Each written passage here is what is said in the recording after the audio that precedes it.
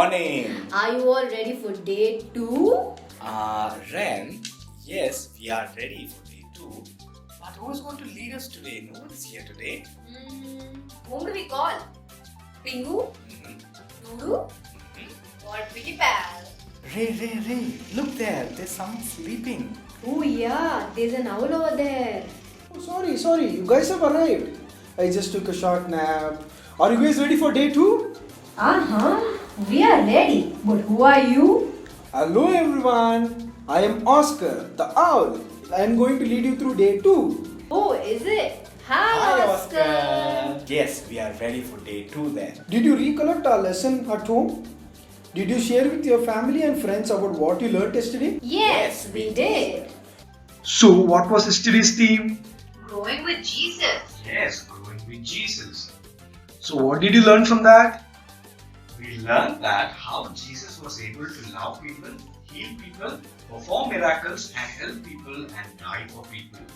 In Luke chapter 2, verse 40, Jesus as child grew and became strong, filled with wisdom, and the favor of God was upon him. Jesus grew with God's wisdom and favor, and thus Jesus was able to love, heal, help, perform miracles, and so on. Is it? What else did you learn? We also learned that Jesus had brothers and sisters. In Matthew's Gospel, chapter 13, verse 51 to 54, we get to know that Jesus' brothers were James, Joseph, Simon, and Judas, and his sisters' names weren't mentioned. He did not only spend time with them playing, but also spent time with them making them tours. Because Jesus' parents were God-fearing and devout.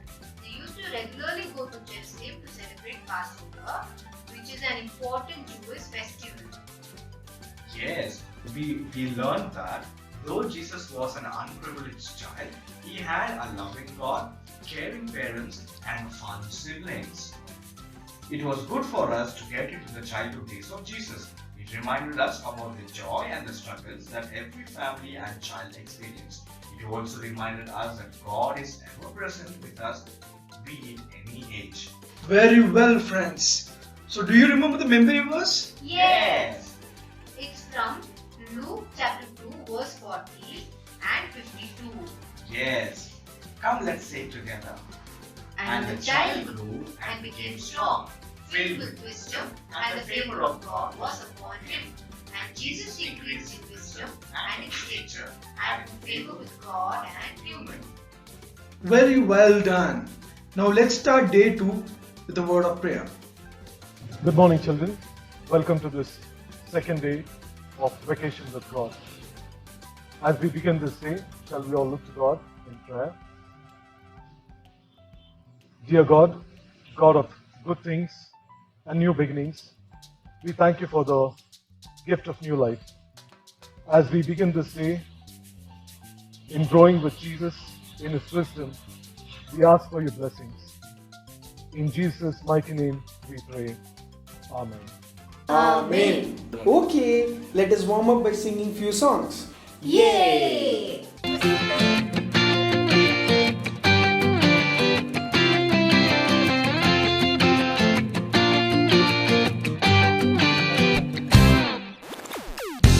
There is something that's better than the latest toy.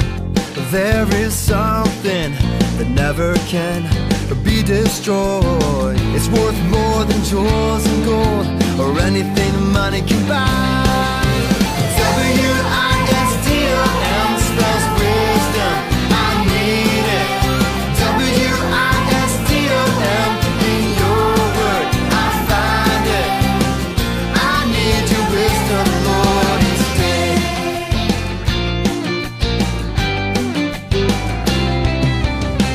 Left to my own self, I always tend to go astray. But in the Bible, you reveal your perfect way. You teach me to think like you instead of being a fool. Don't wanna be that. W-I-S-T-O-M spells wisdom. I need it. W-I-S-T-O-M in your word I find it. I need your wisdom, Lord.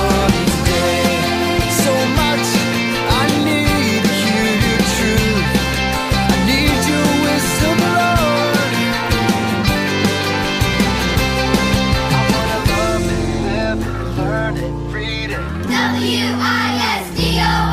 I wanna know it, think it, speak it, breathe it. WISDOM. I wanna love it, live it, learn it, read it. WISDOM. I wanna know it, think it, speak it, breathe it. Yeah, yeah, yeah. WISDOM spells wisdom, and I need it. WISDOM in your word, I find it. Oh, WISDOM spells wisdom, and I need it. WISDOM in your word, I find it. I need your wisdom, Lord, and I need your wisdom, Lord, and I need your wisdom, Lord, each day, yeah, every day. And I need your wisdom, Lord. I need it more and more and more and more.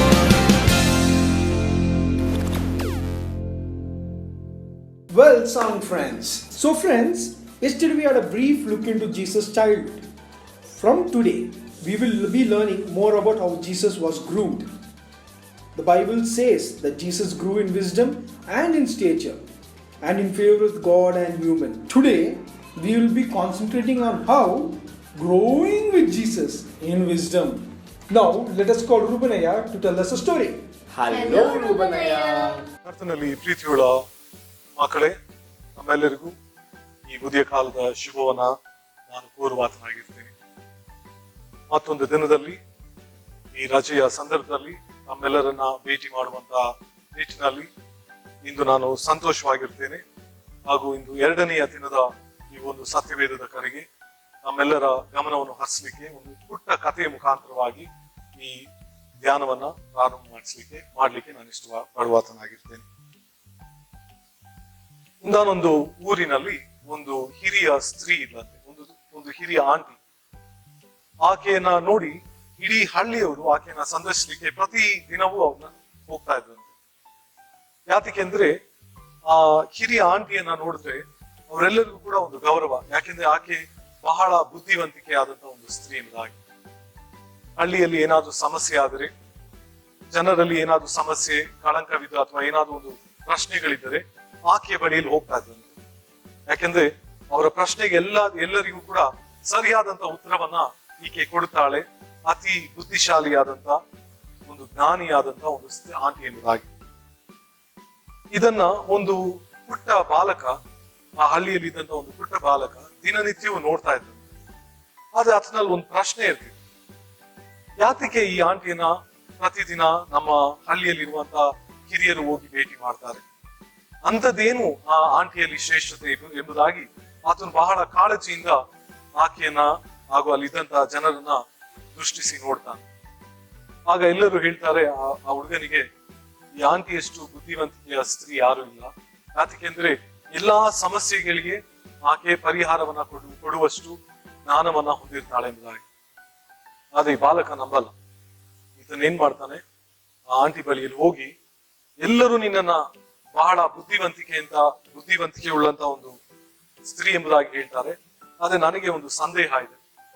ಈ ಸಂದೇಹವನ್ನ ನಾನು ತೃಪ್ತಿಗೊಳಿಸ್ಲಿಕ್ಕೆ ಅಥವಾ ಬದಲಾಯಿಸ್ಲಿಕ್ಕೆ ಒಂದು ಪ್ರಶ್ನೆ ಮುಖಾಂತರ ನಿನ್ನನ್ನು ಪರೀಕ್ಷೆ ಮಾಡ್ಲಿಕ್ಕೆ ಇಷ್ಟಪಡ್ತೀನಿ ಅಂತ ಹೇಳ್ತಾರೆ.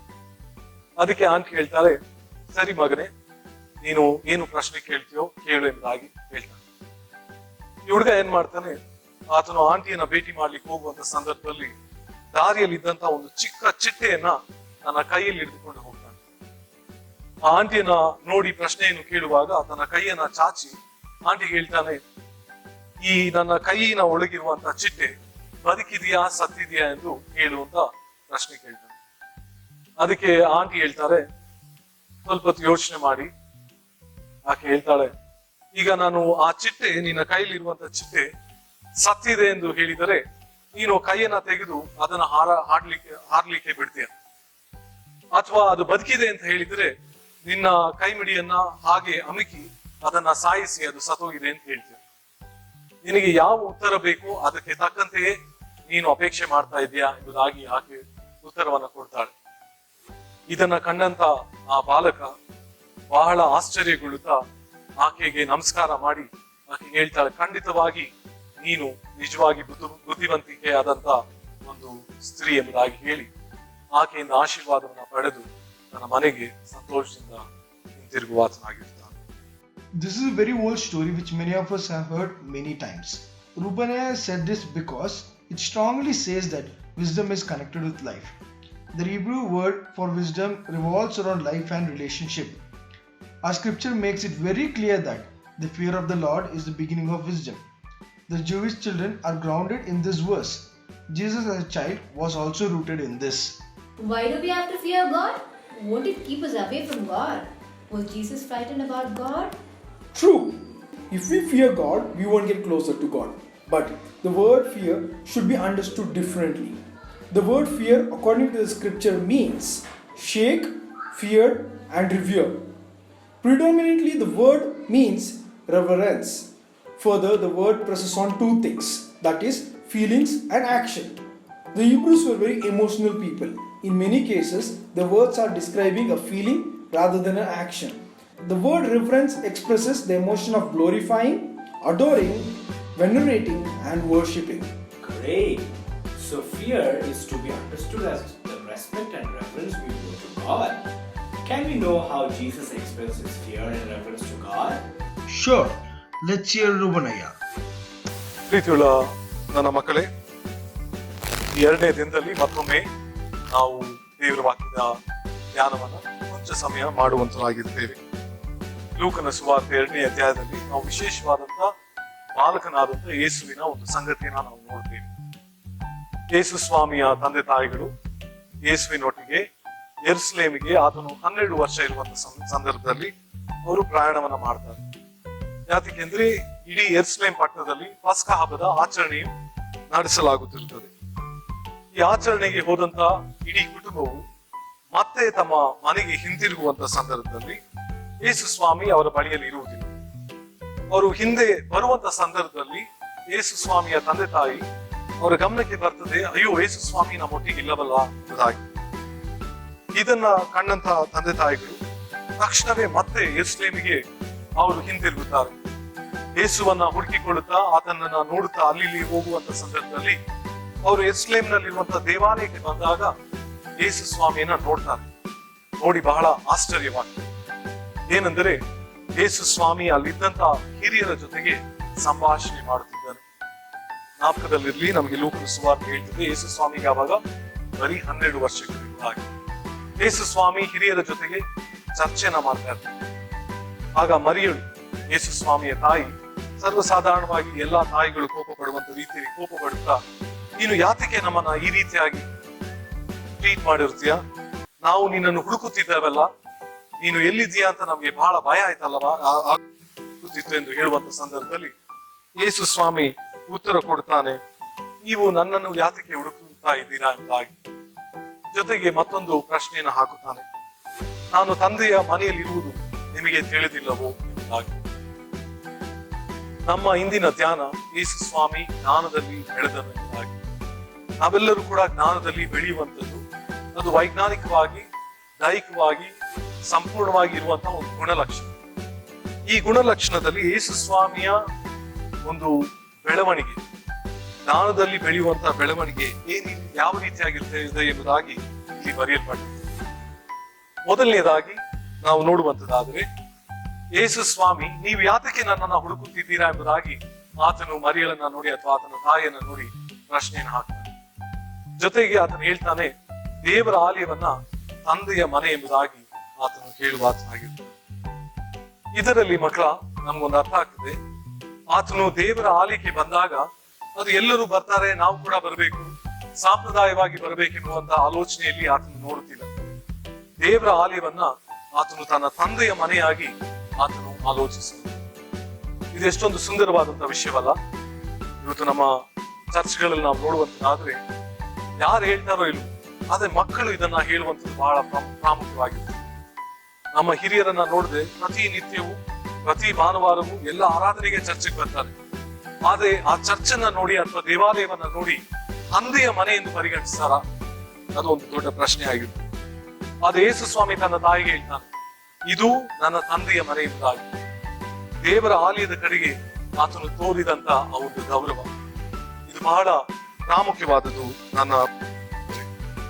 ಆ ಗೌರವವನ್ನ ಮನಪೂರ್ವಕವಾಗಿ ಹೇಳುವುದು ಮಾತ್ರವಲ್ಲದೆ ತನ್ನ ತಂದೆ ತಾಯಿಗಳ ಒಟ್ಟಿಗೆ ಮನೆಗೆ ಹಿಂತಿರುಗುವಾಗ ಲೂಕನ ಸುವಾರ್ತೆ 2ನೇ ಅಧ್ಯಾಯ 52ನೇ ವಚನ ಹೇಳ್ತದೆ, ಆತನು ತನ್ನ ತಂದೆ ತಾಯಿಗಳಿಗೆ ವಿಧೇಯನಾಗಿದ್ದನು ಎಂಬುದಾಗಿ. ಈ ವಿಧೇಯತೆ ಎಂಬುದು ಗೌರವದಿಂದ ಬರುವಂತ ವಿಧೇಯತೆ. ಏನೋ ತಂದೆ ತಾಯಿಗಳು ಬೈತಾರೆ ಅಂತ ವಿಧೇಯತೆ ಆತನು ತೋರಿಸಲಿಲ್ಲ, ಬದಲಾಗಿ ಅವರ ಮೇಲಿದ್ದಂತ ಅಭಿಮಾನದಿಂದ ಬಂದಂತ ಒಂದು ವಿಧೇಯತೆ. ಇದನ್ನೇ ಇಲ್ಲಿ ನಾವು ವಿಶೇಷವಾಗಿ ನೋಡ್ತೇವೆ. ಜ್ಞಾನದಲ್ಲಿ ಬೆಳೆದನು ಎಂದು ಹೇಳುವಂತಾದ್ರೆ ಆತನು ದೇವರ ಮನೆಯನ್ನ ಅಥವಾ ದೇವರ ಆಲಯವನ್ನ ನನ್ನ ತಂದೆಯ ಮನೆ ಎಂಬುದಾಗಿ ಪರಿಗಣಿಸುತ್ತದೆ. ಇದು ನಾವು ಬೆಳೆಯುತ್ತಾ ದೇವರು ನಮ್ಮಿಂದ ದೂರವಿಲ್ಲ, ಬದಲಾಗಿ ದೇವರು ನಮ್ಮ ಹತ್ತಿರ ಇರುವಂತ ಸಂಬಂಧವನ್ನ ಹುಟ್ಟುವಂತದೇ ಸತ್ಯವಾದಂತ ನಿಜವಾದಂತ ಒಂದು ಜ್ಞಾನ. ಇವತ್ತು ಮಕ್ಕಳ, ನೀವು ಆ ರೀತಿಯಾದಂತಹ ಬೆಳವಣಿಗೆಯಲ್ಲಿ ಬೆಳಿಲಿಕ್ಕೆ ಇಷ್ಟಪಡುತ್ತೀರಾ? ಎರಡನೇದಾಗಿ ಯೇಸು ಸ್ವಾಮಿ ಹೇಳುತ್ತಾನೆ, ನಾನು ನನ್ನ ತಂದೆಯ ಮನೆಯಲ್ಲಿರುವುದು ನಿಮಗೆ ತಿಳಿದಿಲ್ಲವೋ ಎಂಬುದಾಗಿ. ನಾವು ಸುವಾರ್ತೆಯಲ್ಲಿ ನೋಡುವಂತದ್ದಾದ್ರೆ ಯೇಸು ಸ್ವಾಮಿ ಚಿಕ್ಕ ಮಕ್ಕಳನ್ನ ನೋಡಿ ಹೇಳ್ತಾನೆ, ಚಿಕ್ಕ ಮಕ್ಕಳನ್ನ ಅಡಿ ಮಾಡಬೇಡಿರಿ, ಅವರನ್ನು ನನ್ನ ಬಳಿಗೆ ಬರಗೊಳಿಸಿರಿ, ಯಾಕೆಂದ್ರೆ ದೇವರ ರಾಜ್ಯವು ಅಂತವರದೇ. ಇವತ್ತು ದೇವರ ರಾಜ್ಯ ಎಲ್ಲಿ ಅಂತ ನಾವು ನೋಡುವಂತದ್ದಾದ್ರೆ ಮಕ್ಕಳ, ನಿಮ್ಮಲ್ಲಿ ಇರುವಂತದ್ದಾಗಿರ್ತದೆ. ನಿಮ್ಮ ಮುಗ್ಧತೆ, ನಿಮ್ಮ ಜೀವನ, ನೀವು ಯಾವ ರೀತಿಯಾಗಿ ಸತ್ಯದಲ್ಲಿ ಇರ್ತೀರೋ ಅಲ್ಲಿ ದೇವರು ಇದ್ದಾನೆ ಎಂಬುದಾಗಿ ಯೇಸು ಸ್ವಾಮಿ ಹೇಳ್ತಾನೆ. ಇವತ್ತು ನೀವೇ ಅದಕ್ಕೆ ಸಾಕ್ಷಿಯಾಗಿರ್ತೀರ. ಸಂಡೇ ಸ್ಕೂಲ್, BBS ಎಲ್ಲ ನಡೆಯುವಂತ ಸಮಯದಲ್ಲಿ ನಿಮ್ಮ ಮುಖಾಂತರ ನಾವು ನಿಮ್ಮ ಜ್ಞಾನದಿಂದ ದೇವರನ್ನ ಕಂಡುಕೊಳ್ಳುವಂತರಾಗಿರ್ತೇವೆ. ಇದನ್ನೇ ಮರಿಯಳಿಗೂ ಕೂಡ ಹೇಳುವುದನ್ನ ಯೇಸು ಸ್ವಾಮಿ ನೋಡುತ್ತೇವೆ. ಅದಕ್ಕೋಸ್ಕರವೇ ಆತನು ದೇವರ ರಾಜ್ಯಕ್ಕೋಸ್ಕರ ತವಕಪಡುತ್ತಾನೆ. ದೇವರ ರಾಜ್ಯ ಅಂದ್ರೆ ನನ್ನ ತಂದೆಯ ರಾಜ್ಯ ಎಂಬುದಾಗಿ. ಇದು ಬಹಳ ಶ್ರೇಷ್ಠವಾದಂತಹ ವಿಷಯ ನನ್ನ ಮಕ್ಕಳೇ. ಇವತ್ತು ಚರ್ಚ್ಗೆ ನಾವು ಸೇರ್ಲಿಕ್ಕೆ ಅಶಕ್ತರಾಗಿದ್ದೇವೆ ಕಾರಣಾಂತರದಿಂದ. ಆದರೂ ಕೂಡ ಚರ್ಚನ್ನ ನೋಡಿ ನಾವೇನ ಎಂಬುದಾಗಿ ಅರ್ಥ ಮಾಡಿಕೊಂಡಿದ್ದೇವೆ. ಸುಮ್ಮನೆ ಬಂದು ಹೋಗುವುದಾ?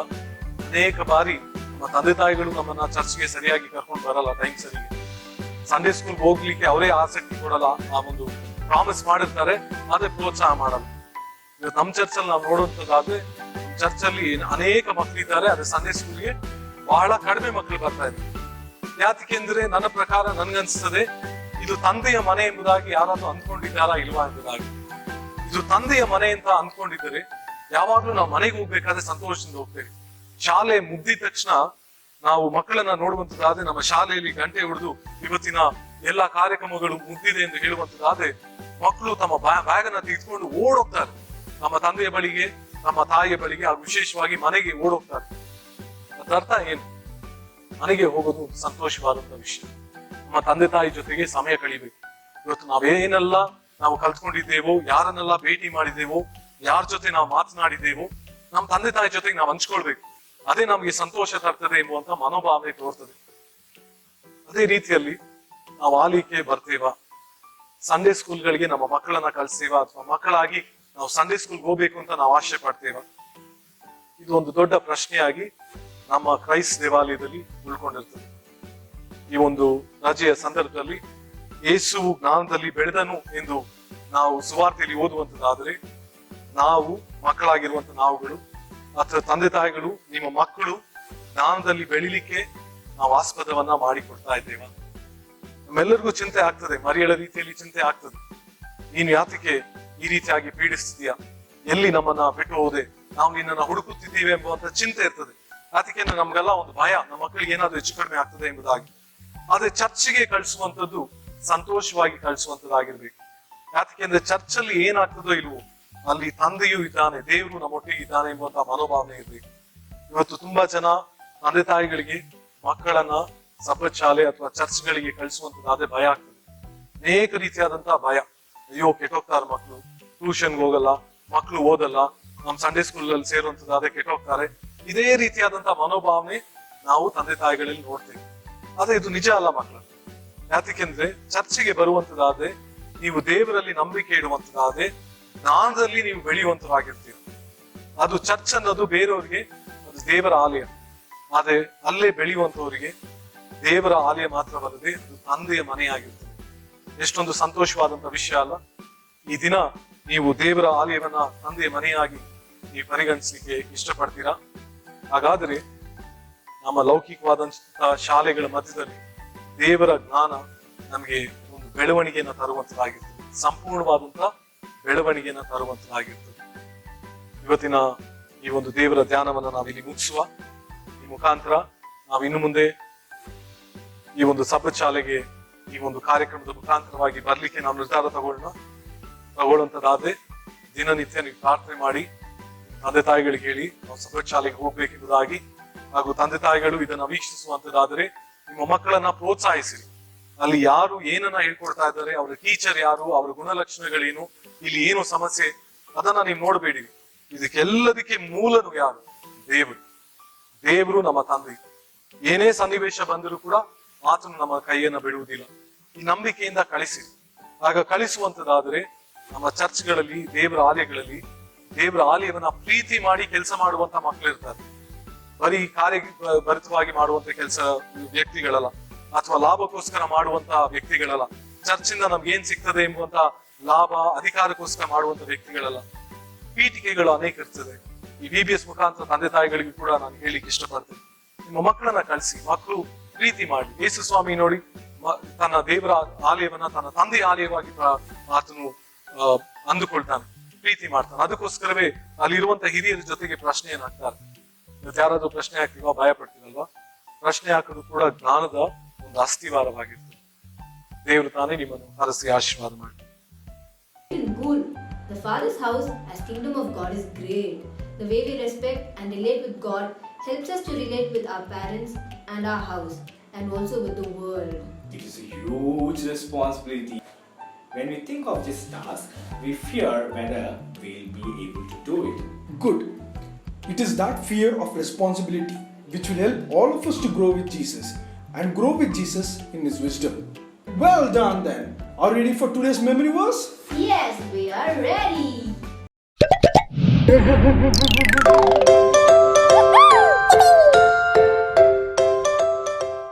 Hello friends, I am your Pingu for your memory verse. Are you ready for today's verse? Let's go, repeat after me. If any of you lacks wisdom, you should ask God. Who gives generously to all, without finding fault, and it will be given to you. James chapter 1, verse 5. ನಿಮ್ಮಲ್ಲಿ ಯಾವನಿಗಾದರೂ ಜ್ಞಾನ ಕಡಿಮೆಯಾಗಿದ್ದರೆ ಅವನು ದೇವರನ್ನು ಕೇಳಿಕೊಳ್ಳಲಿ, ಅದು ಅವನಿಗೆ ದೊರಕುವುದು. ದೇವರು ಹಂಗಿಸದೆ ಎಲ್ಲರಿಗೂ ಉದಾರ ಮನಸ್ಸಿನಿಂದ ಕೊಡುವತನಾಗಿದ್ದಾನೆ. ಯಾಕೋಬು 1ನೇ ಅಧ್ಯಾಯ 5ನೇ ವಚನ. Okay, well done. Thank you. Bye-bye. See you again. Okay, great. Let's move on to today's activity. Yes. Let's call Piggy bank.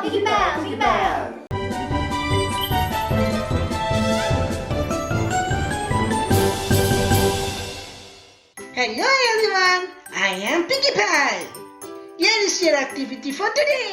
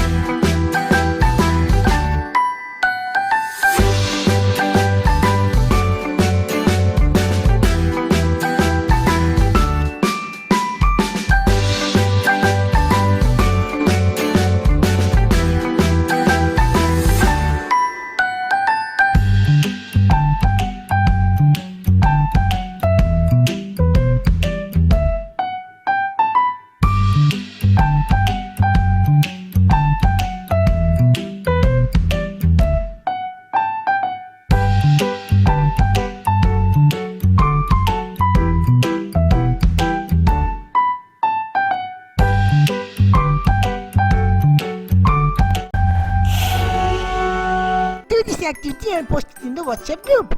Bye bye. See you next time. Okay, friends, this was a great day. Let's end this day with a word of prayer. Dear loving God, thank you for this day, which encourages us to grow in your wisdom. Thank you for enlightening us and reminding us about the wisdom of Jesus that calls us to be responsible in creating a better world. As we continue to grow in reverence to God and obey our parents, lead us with your wisdom, for we pray in Jesus' name. Amen. Okay then, we'll see you tomorrow. Bye. Thank you for doing the activity and posting it on the WhatsApp group. Now let's see them.